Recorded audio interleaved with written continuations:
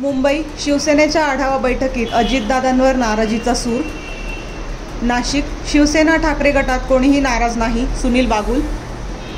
मुंबई जमीन नोंदणी कायद्यातील बदलाचा अध्यादेश सरकारकडून जारी। मुंबई यंदा पाऊस 106% पडणार, हवामान खात्याचा अंदाज। पुणे वैष्णवी हगवणे आत्महत्या प्रकरणात पोलीस तपासाला गती।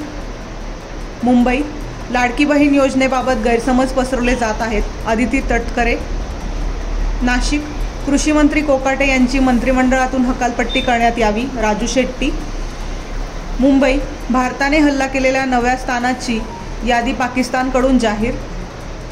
मुंबई दोन्ही ठाकरे बंधूंनी एकत्र यावे ही महाराष्ट्राची इच्छा, खासदार सुरेश प्रभू।